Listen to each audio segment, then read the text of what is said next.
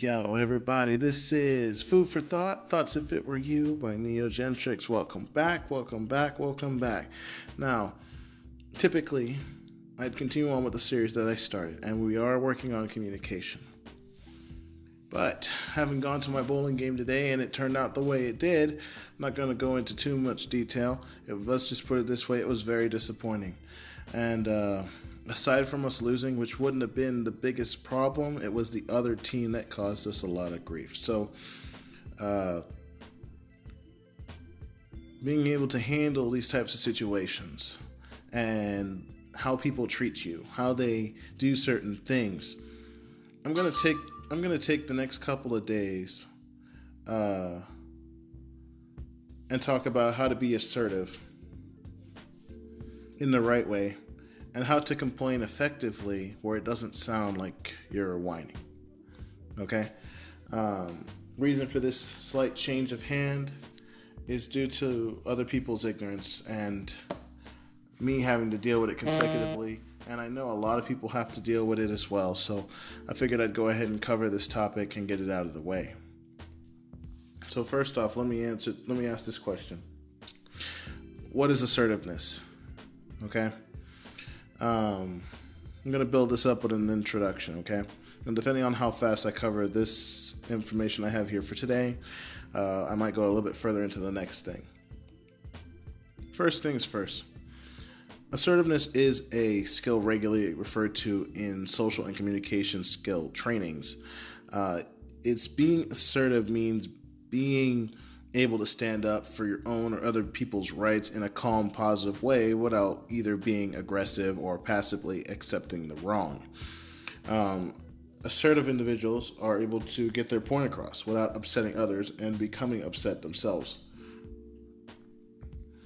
Although everyone acts in passive and aggressive ways from time to time, such ways of responding often result from a lack of self-confidence and are therefore inappropriate ways of interacting with others. Okay? And as you already know, I have covered self-confidence and self-esteem once before. Okay? So what is assertiveness? Let's consult the Oxford Dictionary real quick. And what it basically says here is that forthright, positive, insistent on the recognition of one's rights. Okay? We can definitely date this back to the Civil War, where the South was very assertive on what they wanted when they were trying to fight the North for their right to secede from the Union. Now, considering the fact that they lost and how they lost, I mean, I can't really condone this or pick a side, and I choose to stay neutral on that topic. But using them as an example, okay, and what they did, assertiveness means basically standing up for your personal rights, expressing your thoughts, feelings, and beliefs in direct, honest, and appropriate ways. It is important to note also that being assertive, we should always respect the thoughts and feelings and the beliefs of other people as well, regardless of whether they're wrong. Those who have assertively always respect the thoughts, feelings, and beliefs of others as well as their own are more respectable individuals, okay? And assertiveness concerns being able to express the feelings, wishes, grants, desires appropriately, and is an important personal and interpersonal skill in all your interactions with other people, whether at home or at work, and with employees, customers, even colleagues. Assertiveness can help you to express yourself in a clear, open, and reasonable way, without undermining your own and others' rights. Basically, it enables individuals to act in their own best interest, to stand up for themselves without undue anxiety, and to express honest feelings, comfortable, and to express personal rights without denying other people's rights, okay? And there's three ways of doing it, like I mentioned before: passive, aggressive, and assertive. We're going to go ahead and cover all of those here, okay? And assertiveness is often seen as the balance point between being passive-aggressive and their behaviors. But it's probably easier to think of the three as a three-point triangle, or like the Triforce from Legend of Zelda. You have to have all three for it to be whole, okay?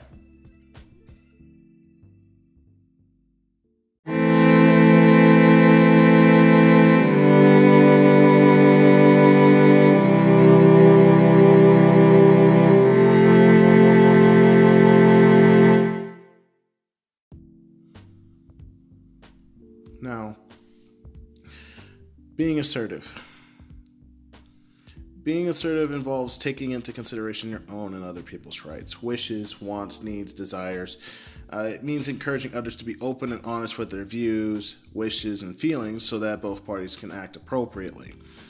Assertive behavior includes basically being open and expressing wishes, thoughts, feelings, encouraging others to do likewise, listening to the views of others, responding appropriately, whether in agreement with those views or not, accepting responsibilities and being able to delegate to others, regularly expressing appreciation of others for what they have done or are doing, being able to admit to mistakes and apologize, and maintaining self-control.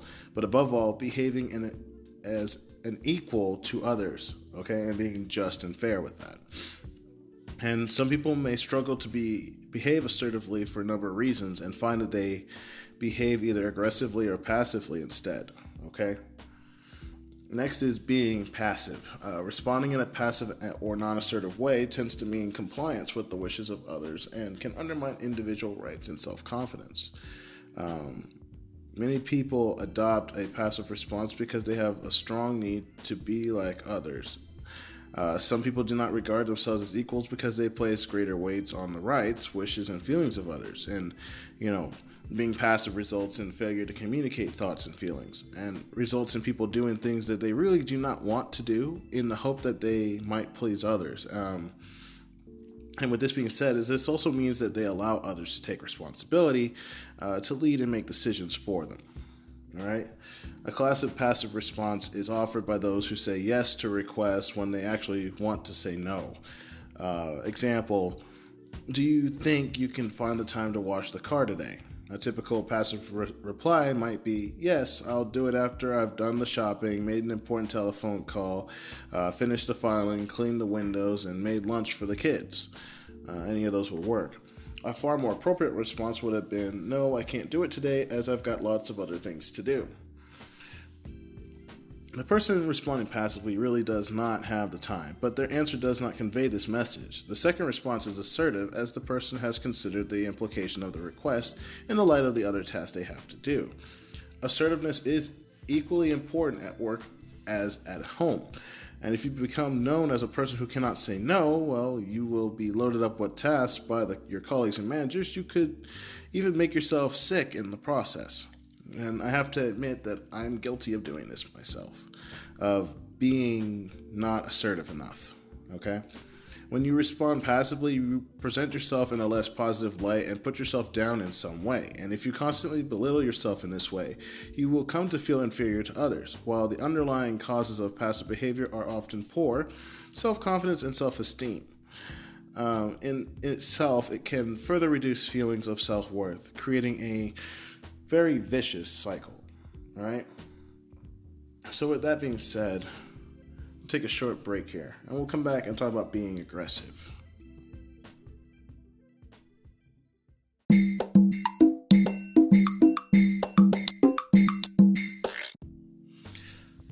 All right, and we're back. So let's talk about being aggressive. By being aggressive towards someone else, their rights and self-esteem are undermined, okay? Aggressive behavior fails to consider the view or feelings of other individuals. Those behaving aggressively will rarely show praise or appreciation of others, and an aggressive response tends to put others down. Aggressive responses encourage the other person to respond in a non-assertive way, either aggressively or passively, okay? There's a wide range of aggressive behaviors, including rushing someone unnecessarily, telling rather than asking, ignoring someone, or not considering another's feelings. Good interpersonal skills mean you need to be aware of the different ways of communicating and the different response each approach might provoke. The use of either passive or aggressive behavior in interpersonal relationships can have undesirable consequences for those you are communicating with, and it may well hinder positive moves forward. It can be a frightening or distressing experience to be spoken to aggressively, and the receiver can be left wondering what instigated such behavior or what he or she has done to deserve the aggression. If thoughts or feelings are not stated clearly, this can lead the individuals manipulating others into meeting their wishes and desires. And manipulation can be seen as a covert form of aggression, whilst humor can also be used aggressively as well. So, with that being said, the last thing I want to point out for this topic today is the different situations that call for different measures, or do they? Okay? You may find that you respond differently, whether passively, assertively, or aggressively, when you are communicating in different situations. And it's important to remember that any interaction is always a two-way process. Therefore, your reactions may differ depending on your relationship with the other person in the communication. You may, for example, find it easier to be assertive to your partner than to your boss, or vice versa. However, whether it is easy or not, an assertive response is always going to be better for you for your relationship with the other person, as it basically sets and defines a line between you and them on how to do this. Okay? With that being said, okay, let's go ahead and talk about the next issue. Like I said, dealing with non-assertiveness. Okay? Learning how to behave assertively is all well and great, but how do you deal with non-assertive behavior in others? Okay? Every interaction is at least two-way, and learning how to deal assertively with others' non-assertive behavior is an important skill. And the temptation is to respond aggressively or passively to others people's passive and aggressive behaviors. And this may be particularly the case if they make you angry. Okay? Dealing with a passive behavior person. People often behave in a passive way because of low self-esteem or confidence, and basically, by behaving assertively, you should aim to make clear that the other person's contributions are valued, and therefore improve their confidence and self-esteem, okay? Remember that it is possible to value someone's contributions without necessarily agreeing with it, as well as being more assertive ourselves.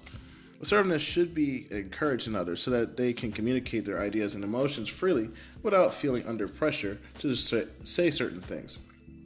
Okay? Assertiveness in others can be encouraged by well-honed interpersonal skills, such as listening, questioning, reflection, and clarification, topics I will cover later.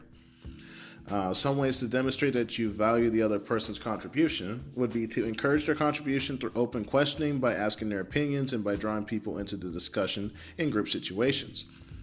Listen closely to what someone has to say before continuing the conversation. If necessary, use questioning techniques to clarify their opinion before responding with your own. Show you are interested in what someone has to say, through appropriate questioning, reflecting, clarification, and summarizing skills, and show that you value the other person's contribution through the appropriate use of verbal and nonverbal communication, such as nodding, smiling, good eye contact, and encouraging languages. You can encourage them also to be more open in voicing their feelings, wishes, and ideas. But do not allow yourself to take responsibility for decisions you should be made jointly, that you make yourself. Instead, support others to make their contributions to the discussion, so everything's not left on you.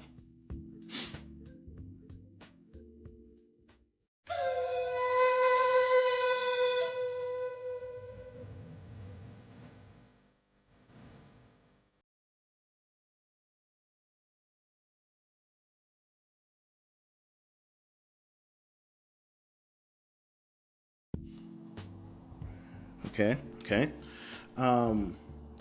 The more a person is able to contribute and feel that their contribution is valued, the more they will feel valued as an individual. And the experience of positive feedback will help to increase a person's self-confidence. The whole chain of events should enable the person concerned to overcome any passive reactions and become more assertively.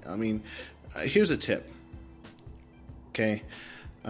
If you know that a person tends to behave passively in a discussion or decision-making group, then take time beforehand to discuss their views with them.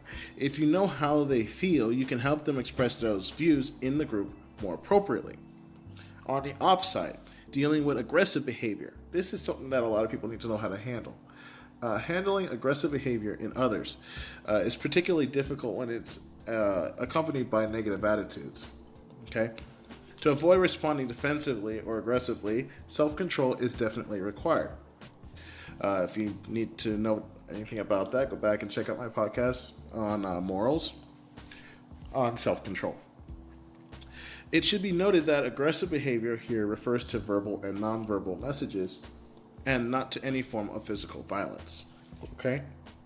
Key strategies that can help to deal with aggressive behavior include maintaining self-control, like I mentioned before, although anger can sometimes be a positive force. Responding in similar angry manner will do little to discourage aggression. Okay? If appropriate, however, be prepared to take time and think over issues before entering into the discussion. It might be helpful to say something like, I need time to think about that, or can we talk about this tomorrow when we have more time? Remember that the other person have a right to their emotions, including anger. Acknowledge their anger, for example, by saying, I can see that this has really upset you and you're very angry about it, okay? Pausing and then counting to 10 before responding to an outburst can also help to avoid answering in an automatic, defensive, or aggressive way. And on that note, avoid argument and defensiveness if at all possible, and try to maintain calm. Try to find areas of agreement with the other person rather than focusing on the disagreements that are happening. And then find and demonstrate ways in which decisions and solutions can be shared. How can we find a solution to this? It's probably the best question to ask. And then try some empathy with the other person. How do you feel when you are angry with others? Things like that. All right. Lastly, how do I put this? Often it is difficult for a person behaving aggressively to calm down and see things from a broader point of view. And since anger can be an expression of personal frustration, I'd recommend being very careful when tackling these types of areas. However, using these techniques that I just basically explained to you should help you to express yourself assertively rather than aggressively, and this should help to diffuse the situation and result in more positive and effective communication. All right? So with that, I'd like to thank you guys for listening and tuning into my channel like you always do. Thank you so much. This is Thoughts If It Were You, Food for Thought. My name is Gentrics. And look forward to the next podcast next time. I'm going to cover a little bit more on assertiveness, and then we'll go right back into communication with the next topic on barriers to effective communication. All right? Enjoy the rest of your day, and be blessed.